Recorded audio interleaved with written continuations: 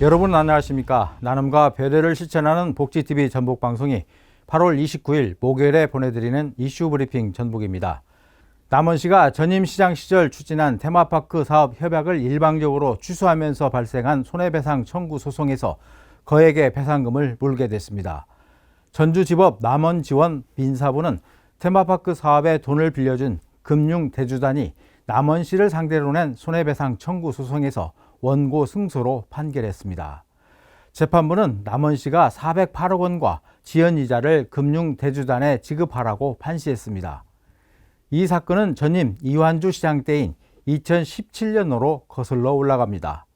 남원시가 관광객을 유치하겠다며 테마파크 사업을 추진하면서 모노레일과 루지, 집와이어 등 레저시설을 지을 민간 자본을 끌어들인 데서부터 시작됐습니다. 민간 사업자는 남원시의 100% 지급 보증을 바탕으로 금융대주단으로부터 약 408억 원의 사업비를 대출받아 사업에 들어갔습니다. 민간 사업자가 시설물을 시에 기부 체납하는 대신 20년간 운영권을 갖는 조건이었습니다. 하지만 2022년 남원시장에 당선된 최경식 현 시장은 전임 이완주 시장이 민간 사업자와 한 협약을 뒤엎고 시설 기부 체납과 사용 수익 허가를 내주지 않았습니다. 민간 사업자는 남원시가 협약과 달리 시설 운영에 비협조적이어서 영업을 하지 못하겠다며 올해 2월 시설 운영을 중단했습니다. 이에 민간 사업자에게 돈을 빌려준 금융대주단은 테마파크 사업의 지급 보증을 선 남원시를 상대로 거액의 민사소송을 제기한 것입니다. 남원시는 당초 해당 협약은 해지시 남원시가 대출 원리금을 배상하도록 하는 독소조항이 있어 위법하다며 무효라고 주장했습니다. 또 민간 사업자 역시 과도한 관광 수요 예측으로 사업 수익 구조를 왜곡하고 무리하게 대출을 추진했다고 맞섰습니다. 그러나 재판부는 관련 협약을 무효라고 판단하려면 묵과할 수 없는 하자가 있어야 하는데 그렇게 볼 만한 사유가 없다며 받아들이지 않았습니다. 재판부는 남원시가 정당한 사유 없이 제때 사용, 수익 허가를 하지 않아서 시설의 개장이 지연됐고 결국 업체는 실시 협약을 해지했다면서 분쟁의 근본적 원인을 남원시가 제공한 점에 비추어 손해배상 책임이 인정된다며 금융대주단의 손을 들어줬습니다. 재판부는 또 테마파크 사업이 결과적으로 실패했다고 하더라도 사업상 예측 자체가 잘못됐다고 단정할 수는 없다고 밝혔습니다.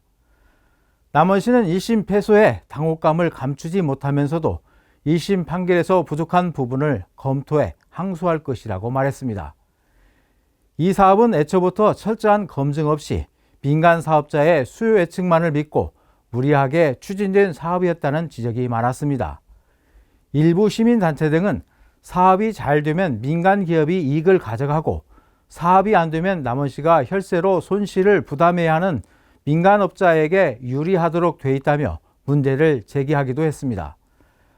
아직 최종 판결이 나온 것은 아니지만 이번 사태는 행정이 민간 자본을 끌어들여 사업을 할 때 얼마나 신중하게 접근해야 하는지를 잘 보여주는 사례입니다.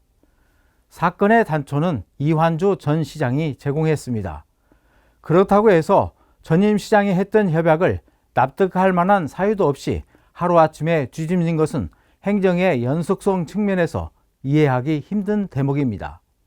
이제 남은 것은 남원시가 나머지 소송에서 승소하는 일입니다.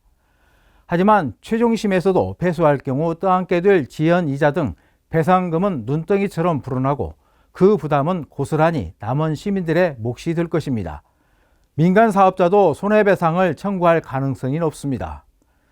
최경식 시장이 대안도 없이 무리한 제동으로 비폭탄을 시민들에게 안긴 무책임한 단체장이 될지 아니면 전임 단체장의 잘못된 행정행위를 바로잡는 뚝심 있는 단체장이 될지 재판 결과에 따라 최 시장에 대한 평가와 정치적 행보에도 큰 영향을 미칠 것으로 보입니다.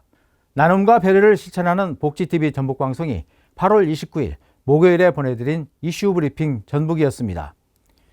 이 방송은 환자중심병원 전주 대다인병원, 물의 새로운 혁명을 이끄는 수소수 생성기 슈퍼바이오 지원으로 제작됐습니다.